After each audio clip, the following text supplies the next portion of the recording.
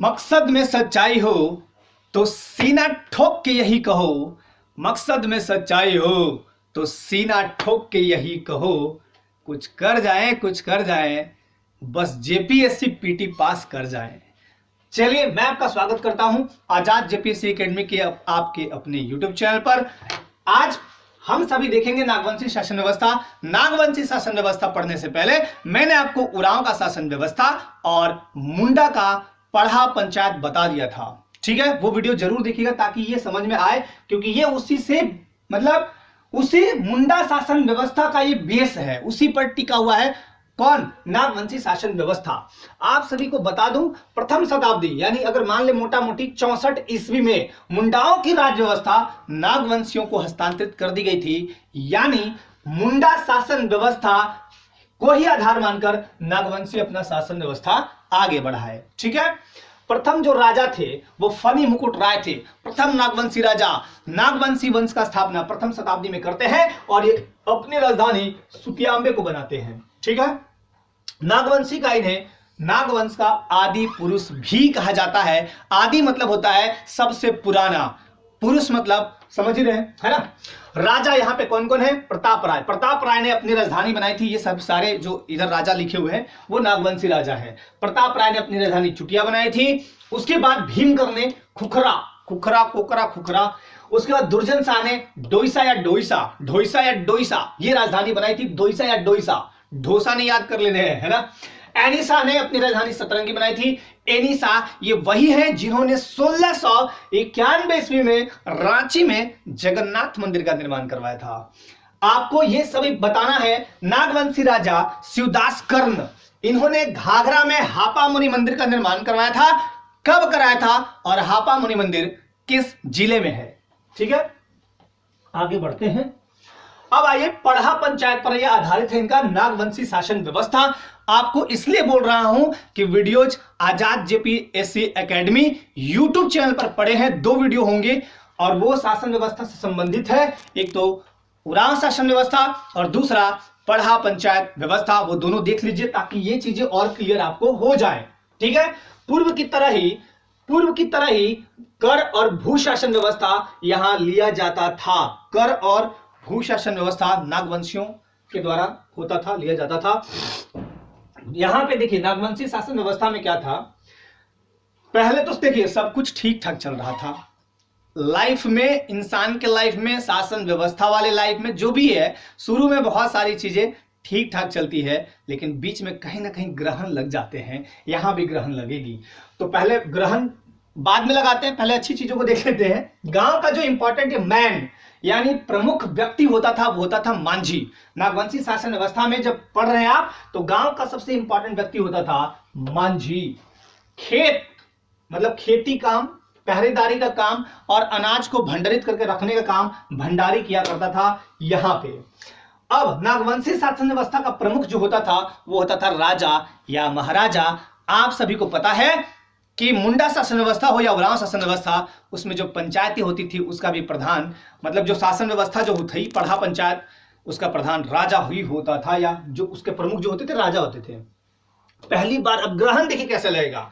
इस पर ग्रहण लग गया, शनिचरा ग्रहण आ गया, व्याप्त कर गया बेचारे पे।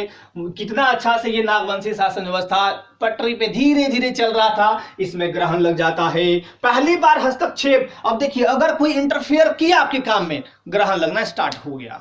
ग्रहण कहां लगता है? 1585 में अकबर यानी मुगल काल में ग्रहण लगना स्टार्ट हो जाता है। मुगलों में आपको बता दूं, बाबर तक तो चलिए ठीक था।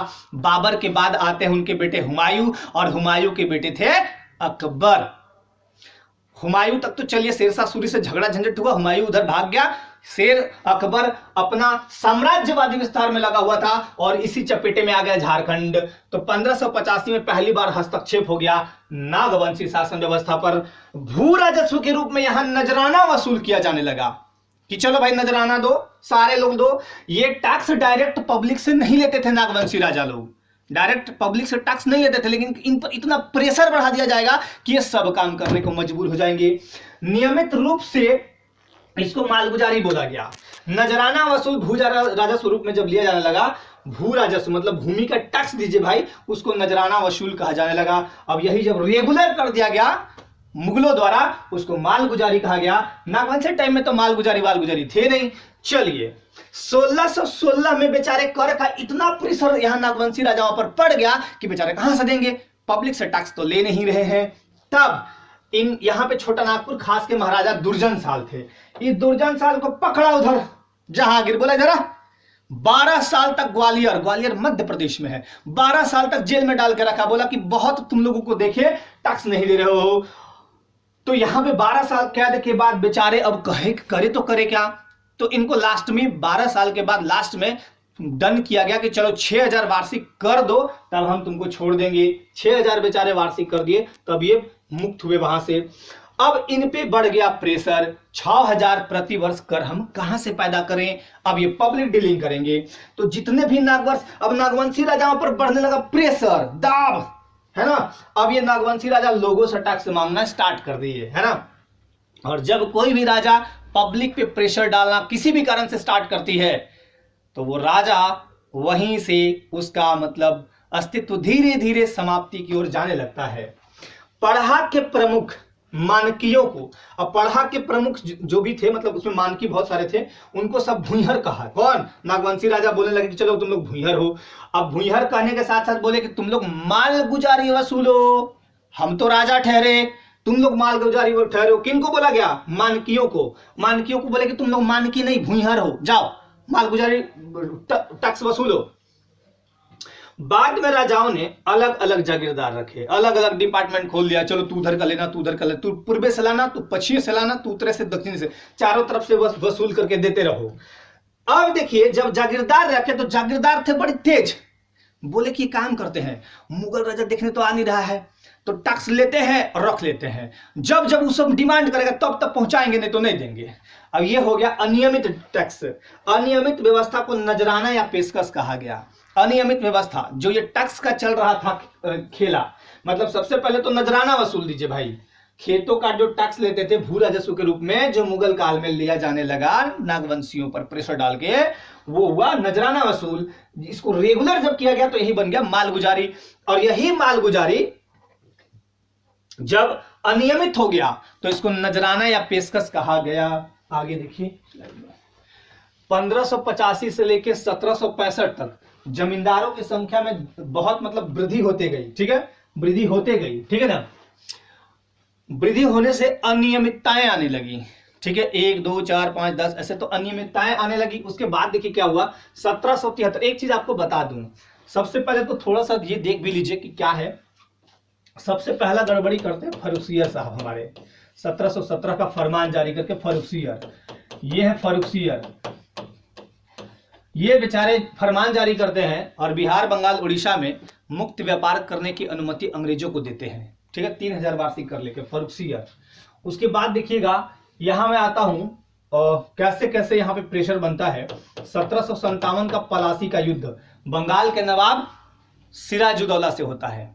बंगाल के नवाब सिराजुद्दौला से अंग्रेज लोग करते हैं और उसमें उसकी मौसी थी घसीटी बेगम, एकदम घसीटाते रहती थी। घसीटी बेगम बड़ा उल्टे ब्रेन की थी, मतलब ये बेचारे हरा देते हैं। 1764 का बक्सर युद्ध होता है जिसमें बिहार बंगाल उड़ीसा पर पूर्ण रूप से कब्जा अंग्रेजों का होने तक हो गया था। लेकिन राजा जब तक अथॉरिटी नहीं देगा तब तक कैसे होगा, ये तो आप अपने हथियार लिए। 1765 का जो इलाहाबाद संधि होता है, इलाहाबाद संधि, इलाहाबाद संधि, ठीक है, इलाहाबाद संधि बहुत मायने रखता है। यही तो स्वरूप भारत का पूरा बदल दिया था। बिहार बंगाल उड़ीसा को एकदम फ्री कर दिया गया, सब कुछ दीवानी मिल गया अंग्रेजों को, दीवानी मतलब सब कुछ समझिए आप। तो वो हो गया 1773 में जब रेगुलेटिंग एक्ट आया था। उसके बाद देखिएगा, ध्यान दीजिएगा, 1773 में रेगुलेटिंग एक्ट आया था, बहुत सारा काम उसमें हुआ था, खैर उस पर मत जाइए। 1773 तक रेगुलर टैक्स मुगलों को नहीं पहुंचाया जाता था, ठीक। एक बात बता देता हूं, मुगलों तक टैक्स पहुंचाता कौन था, किसको मिल गया था टैक्स का?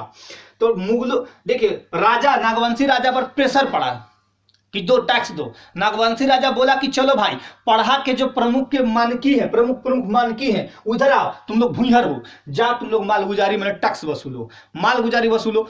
ये लोग क्या किया, बाद में जब और प्रेशर बढ़ा तो राजा लोग क्या किया, मतलब नागवंशी राजा लोग बोला कि इस सब से काम नहीं चलेगा, जागीरदार रख लो, 1 2 5 10 जागीरदार रख लिए। जागीरदार क्या किया, ये टैक्स लेता था और राजा तक पहुंचने ही नहीं देता था। तो इस व्यवस्था को राजा तक पहुंचने ही नहीं देता था, इसको बोला गया नजराना या पेशकश। अब यहां पे ध्यान दीजिएगा, ये रेगुलर टैक्स देते ही नहीं थे। ये परेशान हो गए मुगल, अब क्या किया जाए, ये तो रेगुलर टैक्स देता नहीं है, हम लोग को रेगुलर टैक्स चाहिए, ये देता नहीं है। रुको ठहरो, छोटा नागपुर खास के लिए एच.जी. व्हिटली को प्रथम कलेक्टर नियुक्त कर दिया, जाओ कलेक्शन करो सबको। ये भी बेचारा फेल हो गया, कहां से, कर ही नहीं पाया, इसमें था ही क्षमता नहीं। 1793 में अस्थाई बंदोबस्त के बहाने, अब देखिए, अब ऐसा भी तो नहीं है कि राजा से डायरेक्ट आप मारकाट कर लीजिएगा, हर चीज का सॉल्यूशन झगड़ा नहीं होता है। आप जिस जगह रह रहे हैं वहां हर आदमी से झगड़ा करके रह नहीं सकते हैं।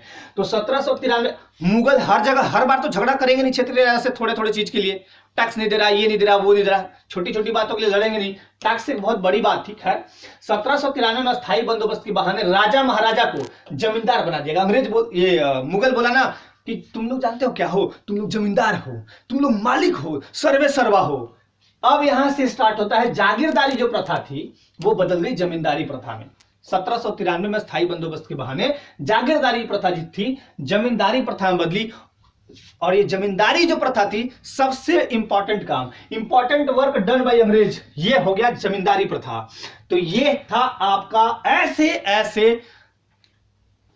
1793, ये यहां पे सॉरी मैंने लिख दिया मुगल ना होगा, ये मुगल अंग्रेज नहीं, सॉरी।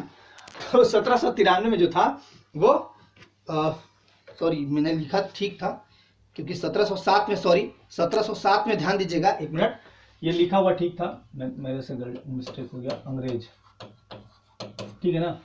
तो 1793 में क्या किया गया, देखिए मुगल सम्राट जो थे, औरंगजेब की मृत्यु तो 1707 में ही हो चुकी थी, तो यहां पे बाद में फिर अंग्रेजों के हाथ में धीरे धीरे जाने लगा ना ये व्यवस्था। अब 1793 में जो स्थायी बंदोबस्त लाया गया, उसके बाद जमींदार जब बनाया गया तो जागीरदारी प्रथा जमींदारी प्रथा में बदली, और ये बहुत इंपॉर्टेंट काम अंग्रेजों द्वारा किया गया। और ये भारत में, मतलब उस समय झारखंड की बात कर रहा हूं मैं, झारखंड में नागवंशी शासन व्यवस्था को एकदम छिन्न भिन्न कर दिया। और फिर तो ये नागवंशी शासन व्यवस्था धीरे धीरे बाद में के वर्षों में खत्म हो जाती है और फिर अंग्रेजों का रूल आ जाता है। यही है नागवंशी शासन व्यवस्था। तोड़ के अपनी भाषा में समझाने का मैंने पूरा प्रयास किया है। आशा करता हूं कि कुछ बातें मैं अपनी क्षेत्रीय भाषा का यूज किया हूं। आशा करता हूं आप इस वीडियो को देख के लाभान्वित होंगे, है ना। बाकी तैयारी करते रहिए अपनी दिन प्रतिदिन, तो अपनी लाइफ में आप एकदम मस्त रहिए। जय हिंद।